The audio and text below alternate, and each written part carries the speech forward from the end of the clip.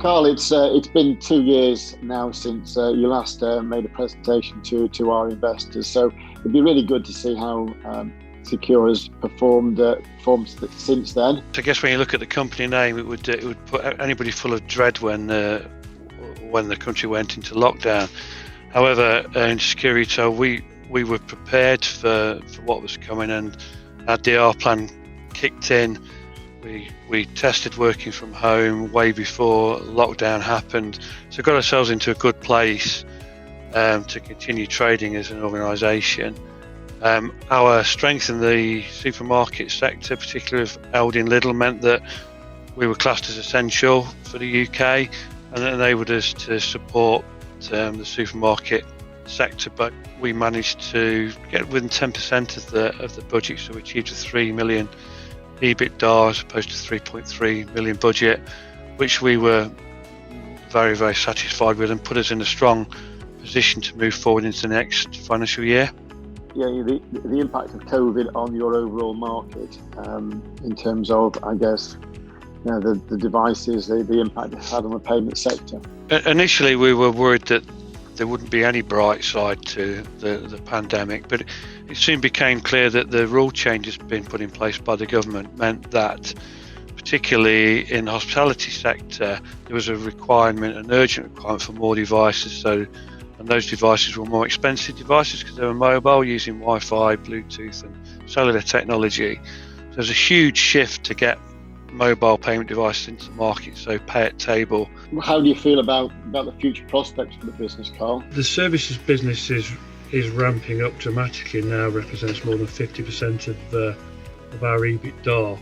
And the strategy of the business was always to deploy hardware as a gateway to selling services and software. So from that perspective, the push to PCI 5 and the move as a result of COVID to more mobile payment technology, so pay at table, that type of thing, and contactless payments, so putting contactless readers on what was previously coin slot operated machinery, as a basic example, say a pool table or a jukebox or something like that, has meant there's been some additional drivers in the market that makes me think our hardware sales will ramp higher than we had forecast for the next 2 financial years. If anything, it looks like the future volume of hardware sales is much higher than we predicted, and therefore we anticipate higher software and recurring revenue strings off the back of that. And in terms of strategic challenges to the business at the moment, the only challenge I can see is getting sufficient product to meet the customer requirement, which is a nice place for us to be. What are your current thoughts on the prognosis for and the timing of an exit then? So definitely a springboard year will be FY23. That looking at the sales pipe, looking at the opportunities where they're lining up, FY23 should be the start of our Bath curve growth. So that would be the springboard year. In terms of things generally, we've had a couple of unsolicited approaches, which has made the board consider a more formal structure to the process, which is now underway.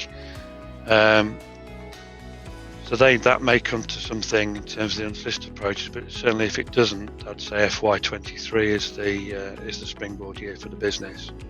If we look at the market in the UK now, it's quite fragmented in terms of leaders and riders in technology, which is going to be the winning technology, and what customers are going to want going forward. And Secure Retail is well placed to cover all of the potential solutions over the next 10 years. And we've seen acquirers being very aggressive in using their cash to buy into supply chains. So acquirers would be a fairly interesting group of potential suitors. Outside of that, there are a number of hardware platforms which do not have any payment expertise whatsoever and would value adding payments to their portfolio. With the rise in our recurring and repeat revenues, you can see the potential for other other suitors in the software as a service area getting interested in what we're doing. The business has come through COVID.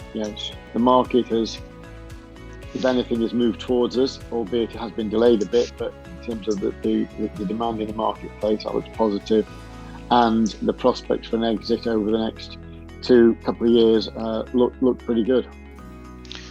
Very strong, I would say. We've also put together a European offering from a setup that we've done in the Netherlands, and that gives us potential access to the market that previously we've not proactively gone after. We've followed UK business into Europe and around the world, but having to set up an EU hub gives us a potential opportunity to look at business over there. That's been really great, thanks. Given us a good perspective of where the business sits today. I think I can say that you and your team and your people have responded fantastically well to the challenges. Thanks, Andy, and the management team here appreciate the support that NVM gave us during the period as well. Thank you very much.